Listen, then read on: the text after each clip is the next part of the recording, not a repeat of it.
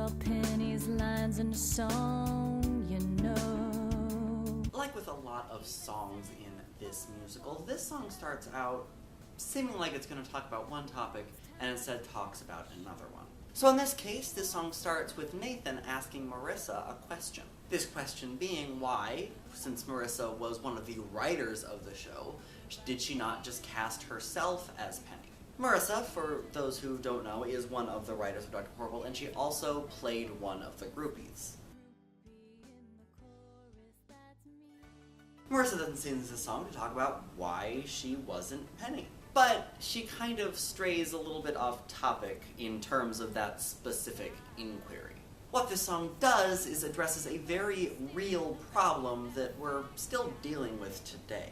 And as evidenced by the title of this song, it's all about how Asian Americans, or just Asians in general, don't tend to get cast in movies. And when they are, they tend to get cast in very similar and somewhat stereotypical roles. And in this particular song, Marissa very specifically mentions the role that she herself plays, that being a groupie in the chorus, as well as going through a fairly extensive list near the end of the song.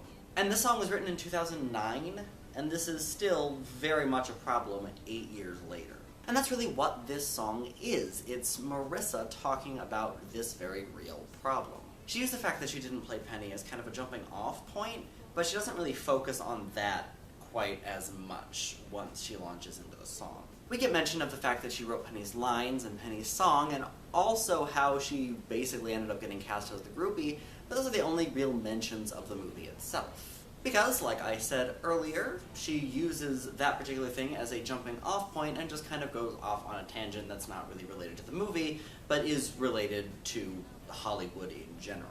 Near the end of the song, Jed Whedon comes in to let Marissa know that they need Asians so that the Asians can play the part that no one else wants to.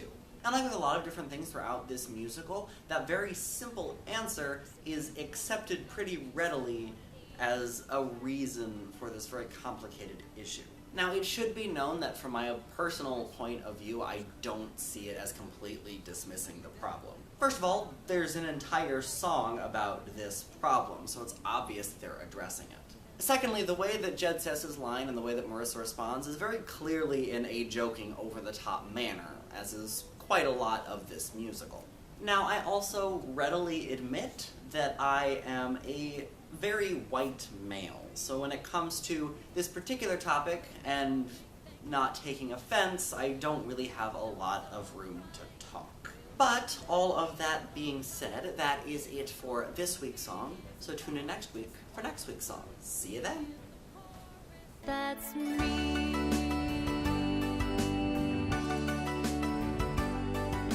I guess my parents will be proud of me after all. What does your dad do again? Oh, he's a nerdy, funny scientist.